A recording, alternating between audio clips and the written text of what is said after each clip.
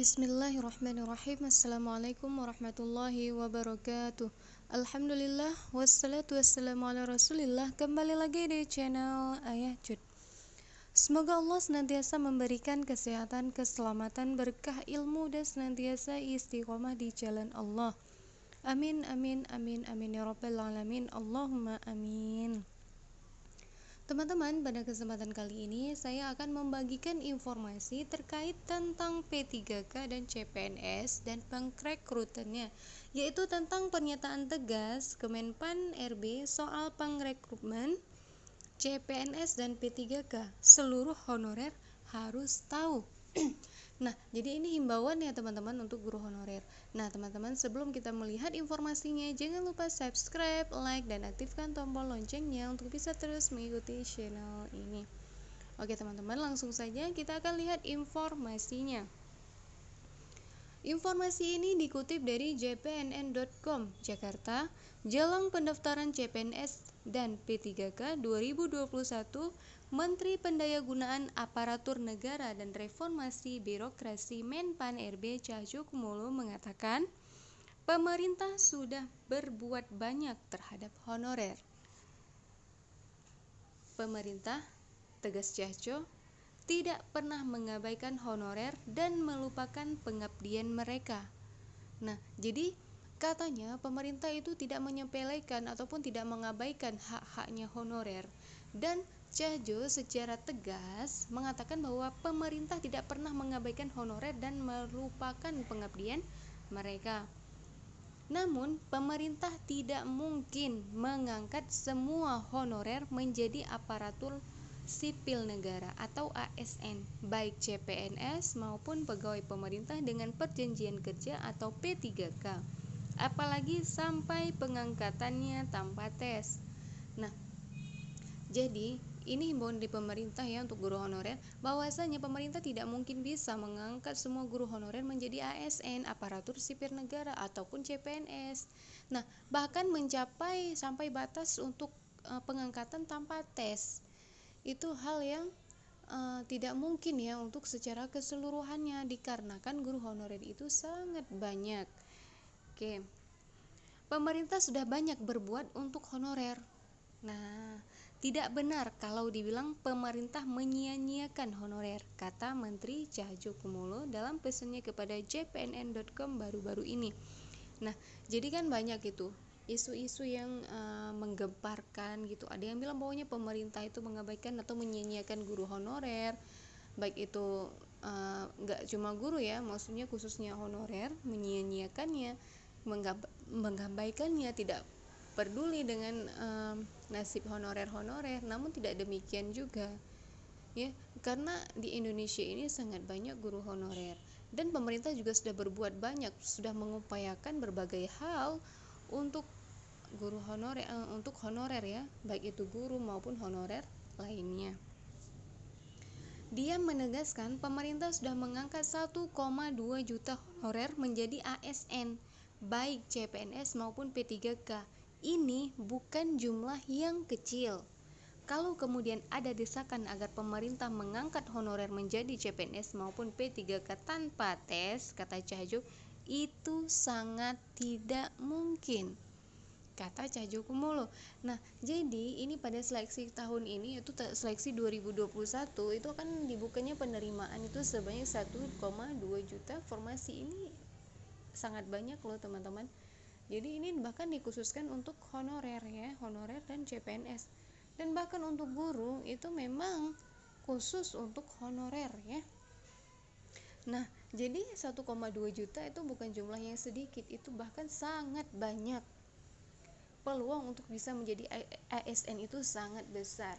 Nah, jadi apa yang harus dilakukan untuk bisa menjadi ASN?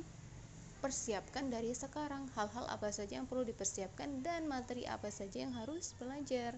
Nah, jangan menyalahkan harus begini, kenapa begini, kenapa diangkat nggak ada tes. Nah, yang namanya kita seleksi ya, pengangkatan di DSN itu harus ada seleksinya juga gitu. Nah, mungkin dulu kalau pada masa sebelum-sebelumnya ada pengangkatan CPNS ya, pengangkatan PNS itu tanpa tes. Nah, ini kebijakannya berbeda lagi. Jadi berbeda. Jadi tidak bisa disamakan. Nah, bahkan pemerintah juga sudah mengupayakan hal-hal untuk menyejahterakan honorer-honorer. Nah, jadi kita juga harus lihat sisi positifnya. Jangan kita lihat sisi negatifnya. Pemerintah juga akan memperhatikan. Nah, jadi nggak mungkin hanya memandang sekilas berlalu begitu, enggak. Namun tetap pemerintah itu mengupayakan bagaimanapun itu honorer itu juga diperjuangkan. Namun ini ada seleksi, jadi ini selektif sifatnya. Jadi siapa yang memang dia itu bersungguh-sungguh, emang punya keyakinan yang kuat dan emang belajar dan yakin kepada Allah dan berserah diri kepada Allah, itu insya Allah itu ada jalan untuk dia itu bisa menjadi ASN. Nah, jadi kita akan lanjut ya.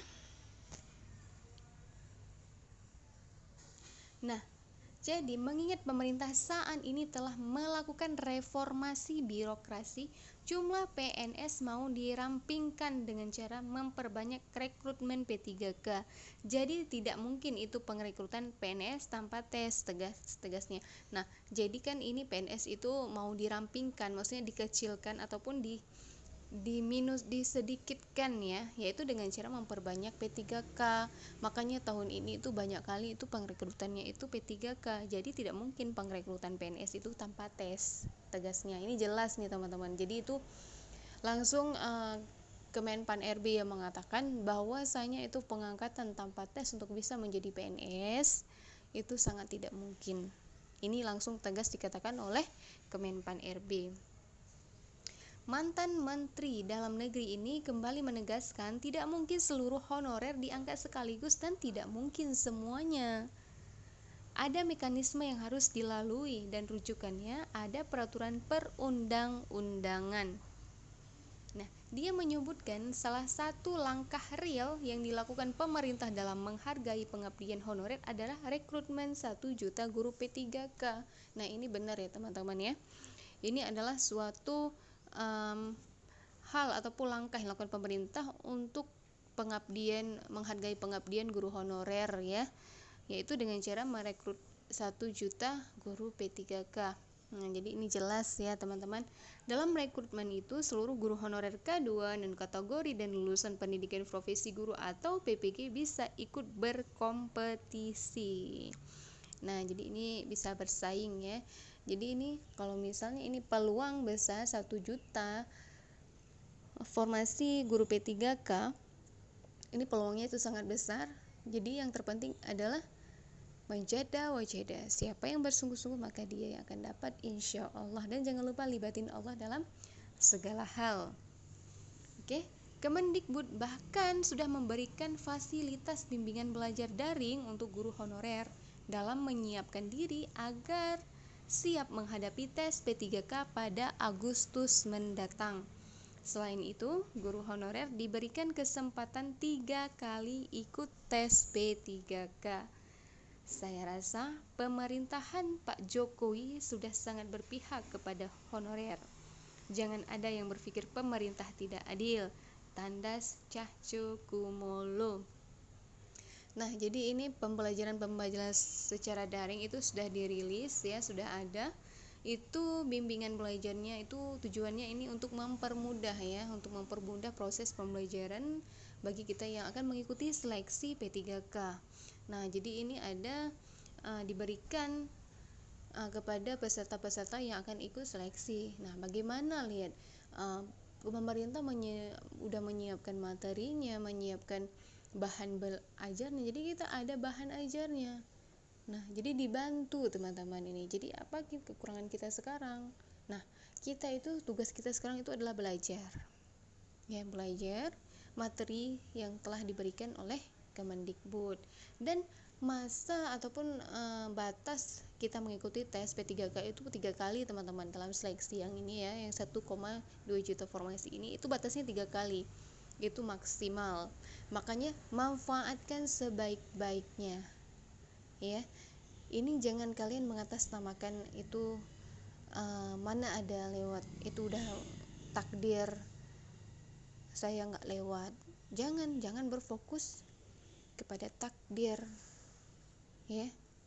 bukan kita ini kita harus percaya kepada qada dan qadar, yaitu bahwasanya itu ada yang namanya itu takdir yang Allah melihat dari usaha kita. Nah, jadi jangan langsung mengungkapkan itu bukan rezeki saya, susah saya lewatnya, saingan saya itu masih muda-muda, masih fresh, saya sudah tua, pasti saya nggak lewat. Iya jelas nggak lewat, sudah ya duluan yakin pada diri sendiri itu nggak lewat. Nah, jadi apa caranya? Itu berkomitmen. Yang pertama, yakinkan pada diri sendiri bahwa kita itu harus lulus, yang pertama. Dan yakin bahwasanya ada yang namanya itu takdir mubram, yaitu takdir yang dimana takdir itu dilihat dari usaha manusia. Nah, jadi ada takdir yang bisa diubah. Jadi kalian jangan sikit-sikit begitu nggak lewat, belum rezeki saya. Nah, usahanya gimana? Allah melihat usaha manusia. Insya Allah tidak akan salah dalam menentukan kehendaknya. Allah Maha tahu.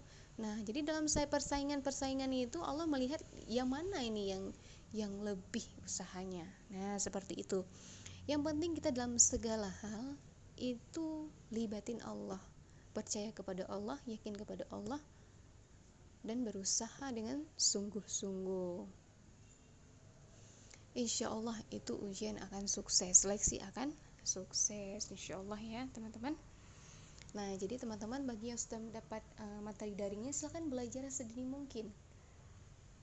Nah, jadi kalau misalnya kita emang udah belajar sungguh-sungguh, udah bertawakal kepada Allah, niat kita udah berazam dalam hati, emang kita emang bertekad kuat emang harus lulus, namun kita nggak lulus juga, nah itu baru kita ikhlas ya, berarti itulah yang ditakdirkan oleh Allah, berarti ada yang jauh lebih baik daripada yang ini. Nah gitu teman-teman, namun usahakan dulu, manjada wajada, barang siapa yang bersungguh-sungguh maka dia akan dapat.